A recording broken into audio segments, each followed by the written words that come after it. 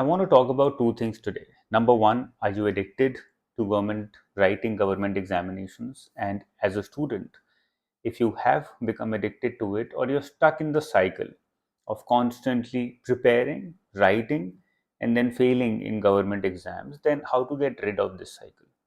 इसके बारे में मैं सेकेंड हाफ में बात करूंगा। पहले मैं बात करना चाहूँगा कौन कौन से वो इंडिकेशंस हैं that you might be addicted to writing government exams. ये एक अच्छा ट्रेंड भी है, खराब ट्रेंड भी है। अच्छा ट्रेंड इसलिए है because lot of students, it also gives an indication that lot of students are actively interested in public policy. But खराब ट्रेंड भी है क्योंकि बहुत सारे स्टूडेंट इस रेस में लग गए हैं without realizing that they are just following the crowd which is called as bandwagon effect, जिसके बारे में बात नहीं करेंगे। No technicalities here, but yes, अगर सेकेंड रीजन है देन इट इज डेंजरस। तो सबसे पहले ये समझ लेते हैं कि यार कौन कौन से तीन चार मेजर टाइप्स के स्टूडेंट्स हैं या रीजंस हैं जिसकी वजह से students are getting stuck in this cycle और are addicted to writing government exams. First is, बहुत सारे स्टूडेंट्स हैं जो अपना 20s 30s पूरी जवानी इन एग्जाम्स में निकाल देते हैं। दो रीजंस हैं जिनकी वजह से वो ये कर रहे हैं। Number one, they've already invested a certain amount of time in preparing for these exams. वो अपने 2 साल 3 साल लगा चुके हैं, बहुत एफर्ट भी लगाते हैं एक्चुअली स्टूडेंट्स इन एग्जाम्स की तैयारी करने में। जो उन्होंने क्लास 1 से लेके क्लास 12 तक एजुकेशन ली है 12-13 साल में, एक्चुअली वो सारी एजुकेशन ये स्टूडेंट्स फिर से रिपीट करते हैं 1 या 1.5 साल में। तो सोच सकते हो कितना एफर्ट लग रहा है कि 12 साल की एजुकेशन हम फिर से 1 साल में कंप्रेस करके रिपीट कर रहे हैं। Because so much effort goes into it, automatically you want some results out of it. तो क्योंकि आप बहुत एफर्ट ऑलरेडी लगा चुके हो तो आपको लगता है यार अब इतना एफर्ट मार दिया है, इतना टाइम भी इन्वेस्ट कर दिया है, सो आई वांट सम पे बैक आउट ऑफ इट। मुझे कुछ ना कुछ तो यहाँ से चाहिए, मैं तभी बाहर निकलूंगा। मेरा यूपीएससी सिविल सर्विसेज नहीं हुआ तो ईपीएफओ, सीएपीएफ, कोई भी और एग्ज़ाम मेरा निकल जाए जिससे कि मैं अपना कॉलर ऊपर करके या फिर अपनी नज़रों में I have that confidence when I move out of it and I can tell myself and tell the world कि मैंने देखो ये 3-4 साल लगाए और इसका मुझे ये आउटकम, आउटपुट मिला है, ये रिटर्न मिला है। तो ये एक टाइप के स्टूडेंट्स होते हैं जो फंस जाते हैं because they've already invested a certain amount of time. You might be one of them. तो इसीलिए अब उससे बाहर निकलना मुश्किल है without a pay back. Second reason जो है, जो इसके अंदर ही आता है, जो 20s और 30s वाले स्टूडेंट्स हैं जो बार बार रिपीट कर रहे हैं इस साइकिल को, वो ये है कि उनको बाहर और अपॉर्चुनिटीज़ दिख नहीं रही हैं। दिख रही हैं तो बहुत छोटी अपॉर्चुनिटीज़ हैं, तो आप उन अपॉर्चुनिटीज़ की तरफ डेलिबरेटली जाना नहीं चाहते हो। अब यहाँ पर the society plays a major role. सरकार बोलती रहती है, आजकल बहुत यूट्यूब पे चलता रहता है कि the student should not be writing civil services exam, इतने सारे स्टूडेंट्स हैं, माफिया है, ये है, वो है, फलाना ढिमका। Why is it happening? It is happening because quality of life is so poor for the private citizens. अगर आप एक सोसाइटी में नहीं रहते हो तो आपकी बेसिक सिक्योरिटी भी नहीं सरकार इंश्योर कर पा रही है। रोड पे चलते हो या तो सब खराब है या गंदा है। आप रोड पे चल रहे हो, there is no security there also. इसीलिए हर कोई चाहता है कि या तो गाड़ी बड़ी हो या फिर गाड़ी के ऊपर लाल बत्ती हो या गवर्नमेंट ऑफ इंडिया लिखा हुआ हो। Basic security, basic health care, basic education, जब ये चीज़ें सरकार आपको प्रोवाइड नहीं कर पाती है even after so much taxation, तो नॉर्मल सी बात है people start moving towards something which is going to give them a sense of security.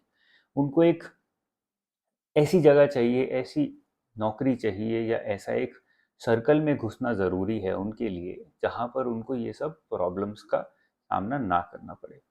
So it's actually not their fault, it's the society's fault and overall it's the system's fault. Government की गलती है, ये failure है जिसकी वजह से students उस तरफ जा रहे हैं। तो या तो आप इस तरफ जा रहे हो because you already invested time और you don't see enough opportunities, unemployment already बहुत हाई है, या फिर जो अपॉर्चुनिटीज दिख रही हैं उनकी उतनी वैल्यू नहीं है। तुमको लगता है कि यार ये अपॉर्चुनिटी मैं छोड़ भी दूंगा तो I am not losing much, so let me continue my prep. हो सकता है मेरा सिलेक्शन हो जाए, सिलेक्शन हो गया, तो मेरा पे बैक बहुत अच्छा हो जाएगा। That may be one of the reasons. दूसरा रीज़न, ये मेजर रीज़न ये है बहुत सारे स्टूडेंट्स का कि EPFO exam is like a training ground, experiment ground. बहुत सारे यंग स्टूडेंट्स जो फ्यूचर में सिविल सर्विसेज एग्ज़ाम लिखना चाहते हैं, तो उनको लगता है कि ईपीएफओ एग्ज़ाम लिखेंगे तो थोड़ा बहुत हमें नॉलेज मिलेगा, एक्सपीरियंस मिलेगा एग्ज़ाम लिखने का, बिकॉज सक्सेस रेट बहुत कम है, फेलियर रेट बहुत ज़्यादा है, तो हमें उतना एक्सपीरियंस चाहिए। तो वो एक टाइप के स्टूडेंट्स हैं जो इस एग्ज़ाम को लिखने की सोच रहे हैं या ऑलरेडी तैयारी स्टार्ट कर चुके हैं। Good for you, there is no problem in that. Third type के स्टूडेंट्स हैं जो सबसे ज़्यादा डेंजरस जोन में बैठे हैं। वो स्टूडेंट्स हैं जो कि बस एनजाइटी की वजह से और लैक ऑफ सेल्फ कॉन्फिडेंस की वजह से they are following the crowd, just because उनको लगता है कि हम कुछ छोड़ ना दें, हम कुछ ऐसा अपॉर्चुनिटी हमारे हाथ से निकल ना जाए जो कि और लोग यूज़ कर रहे हैं या ग्रैब कर रहे हैं। So in that fear, in that constant fear, what they do is they start following the crowd blindly. तो बिना सोचे समझे जो भी सब लोग कर रहे हैं वो करना शुरू कर देते हैं। You might be any one of them, तुम हो सकते हो किसी भी एक कैटेगरी में लाया करते हो, किसी भी एक कैटेगरी में लाया करते हो। तो how to get rid of it, now comes the second question. और ये स्पेशली उन स्टूडेंट्स के लिए है, या तो वो एंशियस हैं या फिर डर में जी रहे हैं, तो इसीलिए they just want to follow the crowd, या फिर ये स्टूडेंट्स बहुत सारा टाइम ऑलरेडी इन्वेस्ट कर चुके हैं, they don't want to get out of it without a pay back, और उनको बाहर अपॉर्चुनिटीज दिख नहीं रही हैं। तो आप लोग अगर बाहर निकलना चाहते हो, if you willing to get rid of this addiction, to get out of this constant failing cycle of government exams, then how do you get out of it. मैं दो तीन आपको तरीके बताऊंगा। You can follow any one of them और not follow any one of them, depends on you. सबसे पहला जो रीजन है वो है identifying sunk cost fallacy. You might have heard of it also. Sunk cost fallacy कहती है कि हमने किसी चीज़ में जब ऑलरेडी कमिट कर दिया, ऑलरेडी एफर्ट लगा दिया, कमिट कर दिया मतलब एफर्ट लगा दिया, और अगर हमें उससे कोई रिटर्न नहीं मिल रहा है, we are not getting any return out of it because of our poor performance, not because of luck of any or anything else, because of my own poor performance. Even then, just because I have committed to it, just because I have invested a lot of time into it, just because I have overall invested my mind and my energy into it, despite knowing that I'm not doing well in it because of my own poor performance, I tend to continue, क्योंकि मैं already उसमें time energy invest कर चुका हूँ। तो मैं वो investment जो मैं कर चुका हूँ उसका आउटकम ज़ीरो नहीं चाहता कि यार मैंने इन्वेस्ट किया। फॉर एग्जांपल तुमने मार्केट में, स्टॉक मार्केट में इन्वेस्ट किए 1 लाख रुपए, और गलत टाइम पे इन्वेस्ट कर दिए, गलत जगह पे इन्वेस्ट कर दिए, तो वो 1 लाख रुपए कम हो गए 50,000 रुपये। अब संक कॉस्ट फैलेसी क्या बोलेगी, आपको क्या पुश करेगी कि उसमें और पैसा डालो, क्योंकि आप नहीं चाहते कि वो 1 लाख से 50,000 ही रहें, 50,000 का लॉस नहीं चाहते हो। So you will try to average it out. Average करने के लिए आप और पैसा डालोगे, जब ऑलरेडी स्टॉक मार्केट नीचे है और पैसा डालोगे। बट वो इन्वेस्टमेंट ही गलत थी, वो गलत जगह पे इन्वेस्ट कर रहे हो, तुमको आता नहीं है, तुम्हारी परफॉर्मेंस खराब है, तो वो 50 के और कम होते जाएंगे, या फिर रिटर्न जो है वो और कम होता जाएगा या वहीं अटका रहेगा। So you will keep pumping in money just because you don't want to get out of that with a loss, और उसके चक्कर में और लॉस में फंस जाओगे। तो इसीलिए अगर sunk cost fallacy में फंसे हो, if that is the actual reason, and that is for a lot of students, then it's the right time to get out। अगर तुमको ये लगता है कि हाँ यार मैं sunk cost fallacy में फंसा हूँ, मेरी परफॉर्मेंस ख़राब थी और मेरी परफॉर्मेंस इम्प्रूव नहीं हो सकती है in the next 6 months 1 year, मुझे उतनी नॉलेज नहीं है, या मुझे इंटरेस्ट नहीं है, या मुझे इंटरेस्ट किसी और चीज़ में है, या मुझे समझ नहीं आ रहा है, then it's the right time to get out of it. ज़्यादा मत सोचो, ये मत सोचो कि लोग क्या कहेंगे, लोग क्या सोचेंगे, मेरे पेरेंट्स क्या कहेंगे। If you feel that you are not capable of it, then get out of it. बहुत सारे स्टूडेंट्स फॉर एग्जाम्पल मैथ्स में, रीजनिंग में अच्छे नहीं होते हैं, despite preparing for quant reasoning for 1 year, 1.5 years, 2 years, 1.5 2 साल लगे रहते हैं मैथ्स रीजनिंग में, बट फिर भी उनकी परफॉर्मेंस जो है बहुत ज़्यादा इंप्रूव नहीं हो पाती। their mind doesn't get maths reasoning, they don't have to keep pushing themselves, but वो लगे हुए हैं ईयर आफ्टर ईयर, 3 3 4 4 साल लगे हुए हैं, उसके बाद भी उनकी क्वांट रीजनिंग की परफॉर्मेंस इंप्रूव नहीं हो रही है। You don't want to be that. You don't want to get stuck in that kind of a situation. तो अगर वो situation है, then get out of it because it's an addiction and you might be stuck in sunk cost fallacy. Okay. Second मैं आपको तरीका बताता हूँ बाहर निकलने का। वो है, मैंने बताया था कि बहुत सारे स्टूडेंट्स एंजाइटी की वजह से और फियर की वजह से और लोगों को फॉलो करना शुरू कर देते हैं। They start following the crowd. If you want to get rid of it, then you have to gain some self confidence. आपको अपना सेल्फ कॉन्फिडेंस बढ़ाना होगा, और अपना सेल्फ कॉन्फिडेंस बढ़ाने के लिए you need to understand yourself better and you need to understand the others also better. That is the best way of gaining self confidence. और इसका बेस्ट तरीका, बहुत सिंपल तरीका है, is to start writing a journal. एक journal लिखना शुरू करो रोज। ऑनलाइन भी लिख सकते हो, अपने लैपटॉप पे बहुत सारी ऐप्स हैं आजकल आ गई हैं। बिल्कुल सीक्रेट होता है, ऐसा नहीं है कि आपका वो डेटा कहीं भेजेंगे, किसी से शेयर करेंगे, ऐसा कुछ नहीं है। ऑनलाइन लिखो, अगर डर है कि कोई पढ़ लेगा, नहीं तो फिर पेन एंड पेपर से भी लिख सकते हो। तो रोज शाम को बैठ के लिखो कि पूरे दिन में मैंने क्या किया और मुझे क्या लगता है इसके बारे में।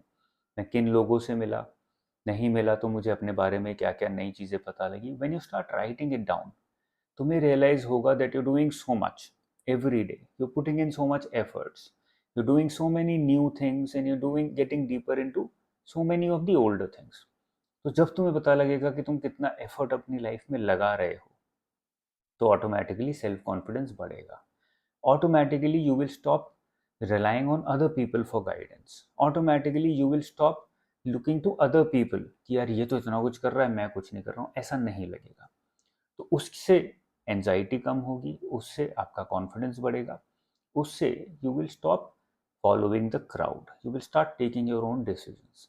जब अपना जर्नल लिखोगे तो इवोल्यूशन होगा, 2-3 महीने बाद उस जर्नल में अपने डिसीजंस भी लिखने लगोगे कि यार ये मैंने डिसीजन लिया था, मुझे लगता नहीं सही है, ये मैं कर सकता हूँ। You will start thinking about it more seriously. तो automatically you will gain a lot of self confidence. वो सेल्फ कॉन्फिडेंस बहुत ज़रूरी है if you want to get rid of this addiction. ठीक है।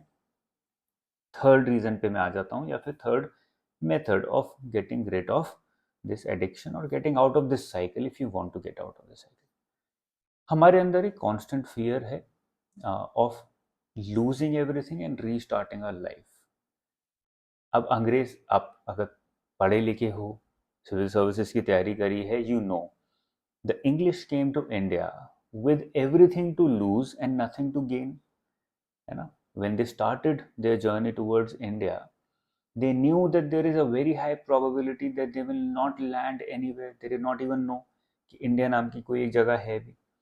तो बहुत हाई चांसेस थे कि वो कहीं नहीं पहुंचेंगे, या जहां पहुंचेंगे वहां मार दिए जाएंगे। ट्राइबल्स होंगे, किंगडम्स होंगे, जो everybody was very ruthless at that time, उनको मार देंगे।